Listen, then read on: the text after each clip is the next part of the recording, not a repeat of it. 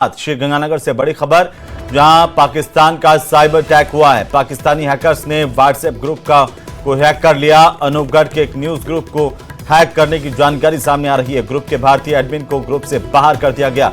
Group का नाम बदलकर पाकिस्तान जिंदाबाद कर दिया और ग्रुप में भारत विरोधी पोस्ट भेजी जा रही है। एडमिन की तरफ से पाकिस्तान के कुछ लोगों को ऐड किया गया। बड़ी खबर इस वक्त की, बड़ी जानकारी इस वक्त की, आपको बता दें कि पाकिस्तान की ओर से श्रीगंगानगर में अब साइबर अटैक किया गया है। तो यह बहुत बड़ी जानकारी, क्योंकि लगातार लोगों से पहले से ही चौकन्ना कर दिया गया था कि पाकिस्तानी हैकर्स जो है इस तरह से साइबर वारदात कर सकते हैं। अनूपगढ़ के एक न्यूज ग्रुप में इस तरह से हुआ है, जहां पाकिस्तानी हैकर्स ने इस न्यूज ग्रुप को जानकारी के मुताबिक हैक कर लिया है। ग्रुप का नाम बदलकर पाकिस्तान के नाम पर रखा गया। इस ग्रुप में लगातार भारत विरोधी पोस्ट भेजी जा रही है। बड़ी खबर है इस वक्त की, श्रीगंगानगर से बड़ी खबर। तो आपको बता दें कि पाकिस्तानी हैकर्स की करतूत सामने आई है। यह बड़ी जानकारी, इस वक्त की बड़ी खबर श्रीगंगानगर से, जहां पाकिस्तान की तरफ से साइबर अटैक हुआ है। लोगों को लगातार जागरूक रहने की जरूरत है, क्योंकि अननोन नंबर से अगर कोई भी लिंक हो उसे नहीं खोलें। और इस तरह से अगर किसी ग्रुप में कोई बाहर के व्यक्ति को जिसे जानते नहीं उसे ऐड नहीं करें। ये जिम्मेदारी जो है वो एडमिन की है। और ये जो ग्रुप है श्रीगंगानगर का एक न्यूज़ ग्रुप है, जिसे निशाना बनाया गया है। पाकिस्तानी हैकर्स की तरफ से इस व्हाट्सएप ग्रुप को हैक करने की जानकारी सामने आ रही है। अनूपगढ़ के एक न्यूज ग्रुप को हैक किया गया। ग्रुप के भारतीय एडमिन को ग्रुप से बाहर कर दिया गया हैकर्स की तरफ से। और उसके बाद जो लिखा गया, देखिए किस तरीके से भारत विरोधी पोस्ट की जा रही है। लगातार इस ग्रुप में एक चिंता का विषय है। बड़ी जानकारी इस वक्त की श्रीगंगानगर से, पाकिस्तानी हैकर्स की एक करतूत है। व्हाट्सएप ग्रुप को हैक कर लिया है। दरअसल अनूपगढ़ का ये एक न्यूज ग्रुप है, जिसे पाकिस्तानी हैकर्स की तरफ से हैक किया गया है। ग्रुप के एडमिन को पाकिस्तानी हैकर से बाहर कर दिया और खुद एडमिन बनकर के अलग अलग लोगों को इसमें ऐड कर दिया गया है। इसमें लगातार गलत मैसेजेस भेजे जा रहे हैं। भारत विरोधी मैसेज इसके भीतर इस ग्रुप में भेजे जा रहे हैं। और ग्रुप का नाम बदल करके पाकिस्तान के नाम पर रख दिया गया है। भारत विरोधी पोस्ट इस ग्रुप में अब डाली जा रही है। लोगों को सावधान और सतर्क रहने की जरूरत है। पाकिस्तानी हैकर्स लगातार इस तरह से हैकिंग कर रहे हैं, साइबर अटैक कर रहे हैं। श्रीगंगानगर से ये बहुत बड़ी खबर है। और इसी बीच झुंझुनू से बड़ी खबर, जहां पर आसमान में आज ड्रोन जैसी संदिग्ध कोई चीज उड़ती दिखाई दी है, जिसके बाद सूरजगढ़ और चिड़ावा में ब्लैकआउट का सायरन बजाया गया है। सूरजगढ़, पिलानी, चिड़ावा और सुल्ताना के इलाके में संदिग्ध ड्रोन जैसी कोई चीज दिखने का दावा किया जा रहा है। पुलिस इस संदिग्ध ड्रोन की अब तलाश कर रही है।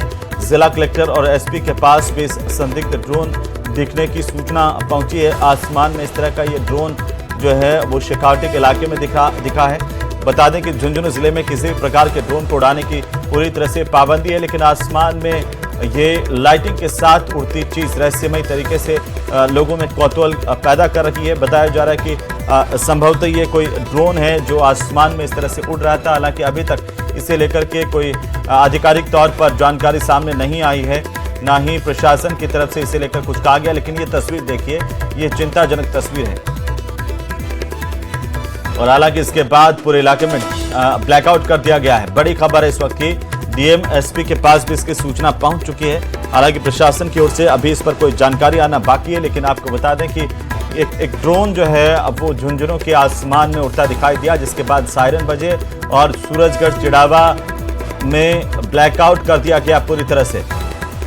संदिग्ध ड्रोन की तलाश की जा रही है। बड़ी खबर इस वक्त की, झुंझुनू में एक ड्रोन जैसी संदिग्ध चीज कुछ नजर आई है और कहा जा रहा है कि यह ड्रोन था।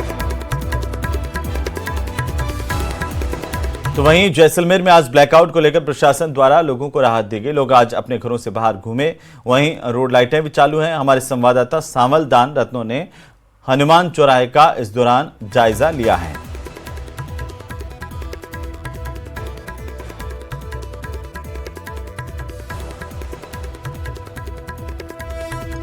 जिले जैसलमेर में आज प्रशासन द्वारा ब्लैकआउट का अभी तक आदेश जारी नहीं करने से लोगों में उत्साह देखने को मिल रहा है। हम इस वक्त जैसलमेर के हनुमान सर्किल पर खड़े हैं। मैं कैमरामैन से आग्रह करूंगा वो दृश्य दिखाएंगे। चहल पहल का दौर जारी है, आम लोगों का आवागमन जारी है और जो जैसलमेर शहर की जो रोड लाइटें हैं वो भी चालू है। कल जो 7:30 से अल सुबह 6 बजे तक जो ब्लैकआउट हुआ था उसकी पालना में इस वक्त सुनसान था, लेकिन आज जो प्रशासन द्वारा जो राहत दी गई है, प्रशासन द्वारा जो सामान्य हालात को देखकर ब्लैकआउट की अभी तक घोषणा नहीं करने की है, न आदेश जारी किया, जिससे जो हनुमान सर्किल पर लगातार चहल पहल जारी है। लोग जो चाय की थड़ियों पे नज़र आ रहे हैं, होटल पे नज़र आ रहे हैं और लोग अपने घरों की ओर जा रहे हैं। जो सड़कों पे लाइटें चालू कर जो वाहन अपना लेके जा रहे हैं। लगातार जो सरहदी जैसलमेर में प्रशासन द्वारा ब्लैकआउट का आदेश किया था जिसकी आम लोग लगातार पालना कर रहे थे, आज जो प्रशासन द्वारा राहत दी है, जिसमें छूट दी है, जिसको लेकर आम लोग की जो हनुमान सर्किल पर चहल पहल देखने को मिल रही है। सावलदान रत्नू, न्यूज़ 18 राजस्थान, जैसलमेर। और अब खबर जयपुर से, जहां पर जल जीवन मिशन में 900 करोड़ से ज्यादा के घोटाला मामले को लेकर पूर्व मंत्री महेश जोशी की जुडिशियल कस्टडी को बढ़ा दिया गया है। आज वीडियो कॉन्फ्रेंसिंग के जरिए महेश जोशी को कोर्ट में पेश किया गया था, जहां ईडी मामलों की स्पेशल कोर्ट ने महेश जोशी की न्यायिक जुडिशियल कस्टडी बढ़ा दी है। 23 मई तक महेश जोशी की जुडिशियल कस्टडी बढ़ाने के आदेश कोर्ट की तरफ से दिए गए हैं।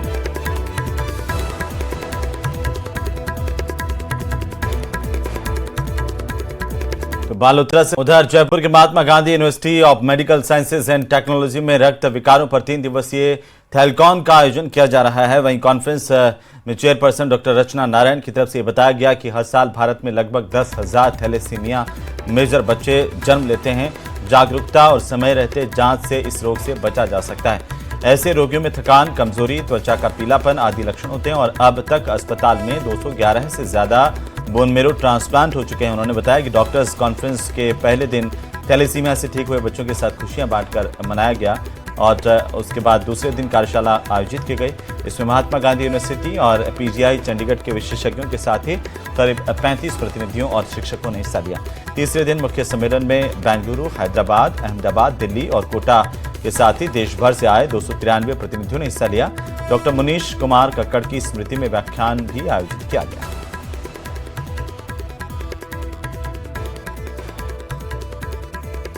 कॉन्फ्रेंस का उद्देश्य इस साल की नेशनल थीम पर बेस्ड है। सब लोगों में अवेयरनेस होए, थैलेसीमिया के बारे में जानकारी होए, काउंसलिंग होए और जितनी भी नई इलाज के तरीके हैं उनके बारे में चर्चा होए। सब लोग मिलकर सामाजिक लेवल पे इस बीमारी के लिए साथ में खड़े हो जाएं। उधर राजधानी जयपुर में घर का सपना देख रहे लोगों के लिए एक अच्छी खबर है और यूडीएच मंत्री झाबर सिंह खर्रा ने 3 नई आवासीय रेजिडेंशियल योजनाओं को लॉन्च किया है।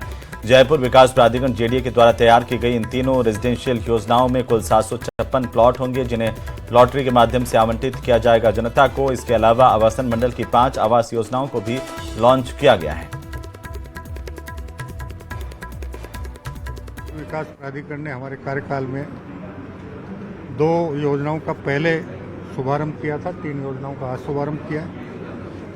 आवासन मंडल की भी 5 योजनाओं का शुभारंभ कर रहे हैं और इसके अलावा हम राजस्थान के बाकी शहरों में भी हमारे जहाँ भी जितने निकाय हैं, चाहे वो नगर विकास न्यास हों, चाहे नगर परिषद हों, चाहे हमारे विकास प्राधिकरण हो, चाहे हमारे नगर निगम हो, उनको भी निर्देशित किया है कि वो भूमियां देखकर और आवास योजनाएं सर्जित करने का प्रयास करें ताकि वहां के लोगों को भी विश्वसनीय और उचित दर पर भूखंड प्राप्त हो सके।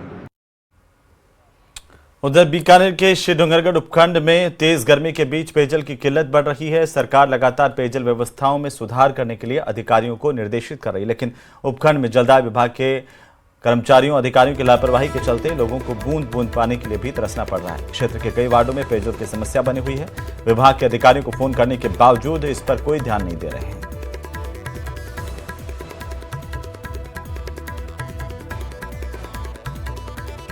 पानी की भयंकर अव्यवस्था चल रही है। ऐसे लग रहा है जैसे कि हम पाकिस्तान के है ना सीज फायर के कारण है ना सिंधु समझौता हमारे यहाँ पे 5 नंबर वार्ड मोहम्मद सरबास में है ना लागू हुआ है। भयंकर दिक्कत है। जब अफसरों को फ़ोन करते हैं तो न तो कोई रिस्पॉन्स देते हैं न कोई बात, बोलते हैं ठीक है कल हो जाएगा आज हो जाएगा, करते करते सुबह 3 बजे से लेके 8 बजे तक है ना वेट करते हैं पानी का। निचले स्तर पे एकदम कि पानी, आदमी इतना तरस रहा है पानी के लिए, त्राही त्राही हो रही है। मतलब पैसे वाले तो अपना टैंकर से पानी मंगवा लेते हैं, लेकिन गरीब आदमी की हालत इतनी ख़राब है कि पानी पीने के लिए तो बाजार में जो कैन रखे हुए हैं वहाँ घूम के पी के आएगा वो। तो पिछले दिनों एक बुजुर्ग का अश्लील वीडियो सामने आने के बाद जैसलमेर पुलिस ने अश्लील वीडियो बनाने वाली महिला को दिल्ली में गिरफ्तार किया। उसके साथी को भी पुलिस ने गिरफ्तार कर लिया। पेशे से सॉफ्टवेयर इंजीनियर बताई जा रही ये महिला पैसों के लालच में अपने साथी के साथ मिलकर अनजान जगहों पर अनजान लोगों के साथ अश्लील वीडियो बनाती, महंगे दामों में इसे पोर्न साइट को बेचती थी। जैसलमेर में भी महिला ने एक बुजुर्ग के साथ ऐसा एक वीडियो बना करके पोर्न साइट पर पोस्ट किया। इस पर जैसलमेर पुलिस ने संज्ञान लिया। आईटी एक्ट के तहत मुकदमा दर्ज कर लिया। महिला को उसके साथी के साथ दिल्ली से गिरफ्तार किया गया। जैसलमेर पुलिस ने दोनों को कोर्ट में पेश किया, जहां से कोर्ट ने दोनों को जेल भेज दिया है। मुंह छिपाती महिला अपने साथी के साथ देखिए, जिसने पोर्न वीडियो बना करके दूसरों की इज्जत को तार तार किया, वो अपनी खुद की इज्जत बचाने के लिए मुंह छिपाती हुई कैमरे के सामने नजर आई।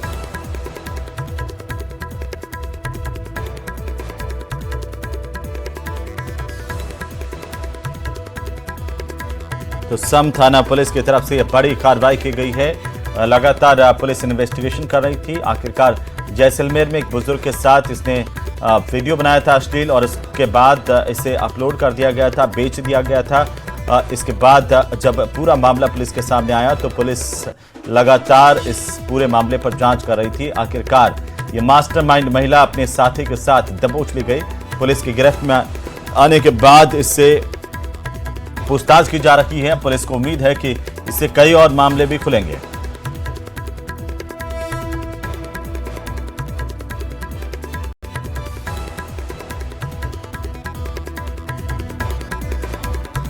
तो पुलिस ने दिल्ली से आरोपी महिला को गिरफ्तार किया है। इसका साथी भी इसके साथ गिरफ्तार हुआ है। उधर खैरथल तिजारा के किशनगढ़बास में पुलिस ने एक ब्लाइंड मर्डर केस की गुत्थी को सुलझा लिया। दरअसल पुलिस ने केमिकल से अधजली और एक हाथ कटी हुई लाश बरामद की थी। अब इस मामले में 2 आरोपी गिरफ्तार कर लिए हैं। पुलिस की माने तो इस हत्याकांड को पुरानी रंजिश की वजह से अंजाम दिया गया। पुलिस के मुताबिक करीब 200 सीसीटीवी कैमरे चेक किए गए। तकनीकी सहायता व संदिग्ध कार और मोटरसाइकिल का पीछा करते हुए ग्राम भूपनिया थाना बादली जिला झज्जर हरियाणा पहुंचे थे पुलिस कर्मी और पुलिस की टीम। यहां पर मृतक की जली हुई लाश के फोटो दिखाए। हरियाणा के बादली थाने जाकर पूछताछ की तो 4 मई को मनोज की गुमशुदगी दर्ज मिली। इसके आधार पर परिजनों से संपर्क किया गया। इसमें मृतक की पहचान मनोज के हरियाणा के बादली इलाके के रहने वाले व्यक्ति के तौर पर हुई। पुलिस ने जांच करते हुए 2 आरोपी गिरफ्तार किए हैं। अंदर एक लाश मिली थी जिसका हाथ कटा हुआ था और जिसके शरीर के ऊपर केमिकल से जलाया गया था इसको, और इसकी जो है शिनाख्त भी ना हो सके इसलिए इसके ऊपर केमिकल और एसिड डाल के इसको जलाया गया था। और जो है एक तरीके से हम इसे कह सकते हैं कि ये टोटल ब्लाइंड मर्डर था, क्योंकि जैसे कि ये जो मृतक था वो अपने एरिया का नहीं था और ना ही जो आरोपी हैं वो अपने एरिया के हैं। दोनों ही पक्ष जो है हरियाणा से हैं। तो सबसे पहली चुनौती तो हमारे पास में इसकी शिनाख्त की गई थी बॉडी की, और उसके बाद जो है आरोपी तक पहुंचना एक दूसरी चुनौती थी। तो इसी के तहत जो है हमारे किशनगढ़बास थाने की टीम और साइबर सेल और हमारी कुछ जो है स्पेशल टीम के कुछ सदस्य जो हैं उन्होंने बहुत ही एक अच्छी कार्रवाई करते हुए, और मैं कहूँगा कि एक टोटली ब्लाइंड जिसमें कोई क्लू सामने नहीं आ रहा था, उसको एक बहुत ही अच्छे तरीके से इन्होंने सॉल्व किया है। उधर केकड़ी में सोमवार को तेज गर्मी के बाद शाम होने से पूर्व मौसम के बदलाव ने जनजीवन को अस्त व्यस्त कर दिया। केकड़ी इलाके के ग्रामीण इलाकों में तेज हवाओं के साथ बारिश का दौर चला। देर शाम तक रुक रुक कर यहाँ पर बारिश होती रही। बारिश की वजह से आम लोगों को भीषण गर्मी से राहत तो मिली है, वहीं मौसम भी खुशनुमा हो गया है। कई गाँव में भी तेज हवाओं के साथ कहीं हल्की तो कहीं मध्यम तेज बारिश हुई है। सलारी गांव में चने के आकार के ओले भी पड़े हैं। वहीं बिजली विभाग के कर्मचारी मौके पर पहुंचे। बिजली की लाइन जो क्षतिग्रस्त हुई थी उसे दुरुस्त कर लिया गया है। बहरहाल ये केकड़ी के इलाके की तस्वीरें हैं जहां पर सलारी गांव में ओले पड़े हैं। चने के आकार के ओले यहां पर गिरे हैं। मौसम बिल्कुल सुहाना हो गया। तेज गर्मी से लोगों को राहत मिली है।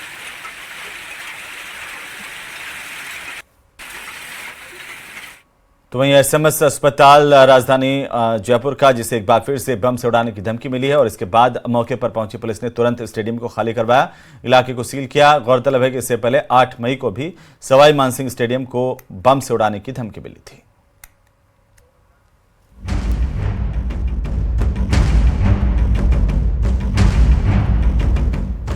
एसएमएस स्टेडियम को फिर मिली बम से उड़ाने की धमकी। स्पोर्ट्स काउंसिल को फिर आया धमकी भरा ईमेल। पुलिस और बम निरोधक दस्ता जांच में जुटा। 8 मई के बाद ये दूसरा मौका है जब खेल परिषद को ईमेल कर एसएमएस स्टेडियम को बम से उड़ाने की धमकी दी गई है। मेल में एक बार फिर उसी भाषा का इस्तेमाल किया गया जो 8 मई को भेजे गए धमकी भरे ईमेल में थी। ईमेल में ऑपरेशन सिंदूर की सफलता का जिक्र करते हुए लिखा गया कि एसएमएस स्टेडियम को अब बम से उड़ाया जाएगा, जिसके बाद प्रशासन में हड़कंप मच गया। ठीक है, किसी भी सूचना को लाइटली नहीं लिया जा सकता, इसलिए bomb disposal squad, dog squad, commissionerate police की टीम, सब लोगों ने आकर के पूरे स्टेडियम की अच्छे से जांच की है। जैसा कि आपको पता है कि सीज फायर होने के बाद स्थितियां नॉर्मलाइज होने जा रही हैं। हो सकता है कि 16 तारीख वाला जो हमारा आईपीएल का मैच था वो भी शायद वापस से रिज्यूम हो या अन्य किसी तिथि पर रिज्यूम हो। तो सुरक्षा मानकों को ध्यान में रखते हुए पुलिस की पूरी टीम ने अच्छे से अभी जांच की है। सर, जांच प्रक्रिया में कुछ मिला है? अभी तक ऐसा कुछ नहीं मिला है, लेकिन पुलिस अभी ढंग से जांच कर रही है। और जैसा कि पिछली बार तो कहा था, उसने अलग तरीके से किया था, इस बार जो मेल का हेडर है वो भी डिफरेंट है, तो पुलिस उसको भी एंगल से जांच करेगी कि सूचना मिलते ही पुलिस के आलाधिकारी, डॉग स्क्वाड और बम निरोधक दस्ता मौके पर पहुंचा और पूरे स्टेडियम परिसर में सघन तलाशी अभियान चलाया गया। सुरक्षा कारणों को देखते हुए स्टेडियम के आसपास की गतिविधियों पर भी कड़ी निगरानी रखी जा रही है। किस तरह की सूचना आपके पास आई? बिल्कुल सुरक्षा है, हमने पुलिस घेरे में ले लिया है और सभी यहाँ के जो कर्मचारी हैं, अधिकारी हैं, प्लेयर्स हैं, सभी को यहाँ से हमने एग्जिट कर दिया है और आगे सबकी फ्रिस्किंग करने के बाद ही हम एंट्री देंगे। और डॉग स्क्वाड और बम डिस्पोजल सभी एजेंसीज हमारी यहाँ हैं और जांच कर रही है। लगातार मिल रही धमकियों को देखते हुए पुलिस इसे गंभीरता से ले रही है और ईमेल भेजने वालों की पहचान कराने के लिए साइबर टीम को सक्रिय कर दिया गया है। ये पहली बार नहीं है जब जयपुर को बम धमाकों की धमकी मिली हो। बीते कुछ महीनों में शहर को इस तरह की कई धमकियां मिली हैं। एयरपोर्ट, अस्पताल हमेशा धमकियों के जरिए निशाने पर रहे हैं। 8 मई एसएमएस स्टेडियम को बम से उड़ाने की धमकी मिली। 9 मई जयपुर मेट्रो ट्रेन को बम से उड़ाने की धमकी दी गई। 20 फरवरी एसएमएस मेडिकल कॉलेज को बम से उड़ाने की धमकी मिली। इससे पहले 4 अक्टूबर 2024 को जयपुर इंटरनेशनल एयरपोर्ट को उड़ाने की धमकी दी गई। राजधानी जयपुर के सवाई मानसिंह स्टेडियम में कहा जा सकता है कि एक सप्ताह के भीतर दूसरी बार बम फोड़ने की सूचना मिली है। सूचना मिलने के बाद में पुलिस प्रशासन एक्टिव होता है। पूरे एसएमएस स्टेडियम के चप्पे चप्पे को खंगाला जाता है। हालांकि जो अभी तक ये कहा जा सकता है कि जो बॉम्ब होने की जो सूचना थी उसके ऊपर जो बरामदगी नहीं की गई है। हालांकि जो सुरक्षा एजेंसियां हैं अब जिस ईमेल एड्रेस से जो आया है उसके आईपी एड्रेस को ट्रेस कर इन्वेस्टिगेशन में जुट चुकी है। जयपुर पुलिस के वरिष्ठ अधिकारियों ने बताया कि सुरक्षा के सभी आवश्यक इंतजाम किए गए हैं और फिलहाल स्टेडियम परिसर में कोई संदिग्ध वस्तु नहीं मिली है। राज्य सरकार और खुफिया एजेंसियों को भी इस घटनाक्रम की जानकारी दे दी गई है। साथ ही लोगों से शांति बनाए रखने और किसी भी संदिग्ध गतिविधि की सूचना पुलिस को देने की अपील की गई है। जयपुर से न्यूज़ 18 राजस्थान के लिए रोशन शर्मा की रिपोर्ट। और इसी बीच बाड़मेर से बड़ी खबर आ रही है। आसमान में बाड़मेर के फिर से धमाकों की आवाज आई है और शहर के जालिपा के आसपास धमाके हुए हैं। बाड़मेर के आसमान में फिर से तेज धमाकों की आवाज सुनाई दी है। स्थानीय लोगों ने अपने मोबाइल में इन धमाकों को रिकॉर्ड किया। देखिए किस तरीके से एक के बाद एक लाइन में लगातार ड्रोन हमले की आशंका जताई जा रही है। हालांकि जिला प्रशासन के बाद अभी तक कोई इनपुट नहीं है, ब्लैकआउट का भी किसी तरह का कोई इनपुट नहीं है, लेकिन जालिपा के चुली गांव के आसपास आसमान में तेज धमाके सुने गए हैं। ये तस्वीरें जो कैद हुई हैं, किसी जागरूक नागरिक की तरफ से इन तस्वीरों को कैद किया गया है। हमारे सहयोगी प्रेमदान जुड़ चुके हैं। प्रेमदान, बाड़मेर के इलाके से फिर ड्रोन हमले की आशंका जताई जा रही है, क्या जानकारी है? देखिए, मैं आपको बताना चाहूंगा कि हालांकि हम जगह का नाम नहीं खोलना चाहते हैं, लेकिन बाड़मेर के आसपास के गांवों से ये वीडियो आया है, जहां से इस तरीके की लगातार जो कि पिछले दिनों जो ड्रोन को हिट करना या किसी ऑब्जेक्ट को हिट करने का जो वीडियो आया था, उसी तरीके के आज एक बार फिर फायरिंग हुई है और उसमें एक दो नहीं कई बार इस तरीके की फायरिंग हुई है। और बाड़मेर शहर के हम अगर आसपास की जगहों की बात करें तो जहां यहाँ क्योंकि सामरिक दृष्टि से बहुत ही महत्वपूर्ण है, ऐसे में हालांकि प्रशासन ने अभी तक इसकी पुष्टि नहीं करी है कि आखिर ये है क्या, क्योंकि किसी भी तरीके का जो वायुसेना या सेना की तरफ से कोई ब्लैकआउट का कोई मैसेज नहीं था, इसलिए प्रशासन ने कहा उनके पास भी इस तरीके का कोई इनपुट नहीं था। तो ये हम कह सकते हैं कि हो सकता है कोई सैन्य गतिविधि हो, लेकिन हम जगह की पुष्टि नहीं करेंगे। लेकिन साथ ही साथ मैं ये भी बता दूं कि बाड़मेर के आसपास में इस तरीके के जो धमाके हैं वो लोगों ने अपने मोबाइल में कैद किए हैं और एक जगह नहीं, ये करीब 4 से 5 जगह इस तरीके के धमाके हुए जो आसपास के गांव के जो ग्रामीण है, सजग ग्रामीण है। क्योंकि धमाके जब आसमान में होते हैं और फिलहाल की स्थितियां लोगों की देखी हुई है, सुनी हुई है, तो लोग जागरूक है और अपने छतों पर जाकर के उन्होंने वीडियो भी बनाया है जो कि न्यूज 18 के पास में है। न्यूज 18 दर्शकों को दिखाना भी चाहेगा, लेकिन हम एक अपने आप में जागरूक चैनल होने के नाते हम हमारी जिम्मेदारी समझते हैं, क्योंकि बाड़मेर के आसपास जो है वो सामरिक दृष्टि से बहुत ही महत्वपूर्ण है, इसलिए हम किसी एक जगह का नाम नहीं खोलना चाहते हैं। लेकिन हाँ, ये हमले कह सकते हैं या इस तरीके का कोई ऑब्जेक्ट है जिसको मार गिराने की कोशिश है, या फिर ये हो सकता है कि सेना की किसी एक्सरसाइज का हिस्सा है। लेकिन प्रशासन के पास में इसका इनपुट नहीं है किसी तरीके का, और शहर में किसी तरीके का ब्लैकआउट का इनपुट नहीं है, क्योंकि हमारे प्रशासनिक अधिकारियों से बातचीत हुई है, उनका भी साफ तौर से कहना है कि हमारे पास इस तरीके की कोई मैसेज नहीं है। लेकिन हाँ, उनके पास भी ये सूचना जरूर लोगों की तरफ से गई है, तो उसके ऊपर प्रशासन अपना काम कर रहा है। लेकिन मैं आपको एक बार और बता दूं कि जिला प्रशासन का जो एक प्रेस नोट रिलीज हुआ है उसमें साफ तौर से ये लिखा गया है कि जिला प्रशासन का प्राप्त निर्देशानुसार जिला कलेक्टर नेतृत्व नागरिक सुरक्षा द्वारा निर्देशित किया गया है कि राष्ट्रीय सुरक्षा एजेंसियों के द्वारा इनपुट दिया गया है कि आज दिनांक 12 पर कोई पूर्व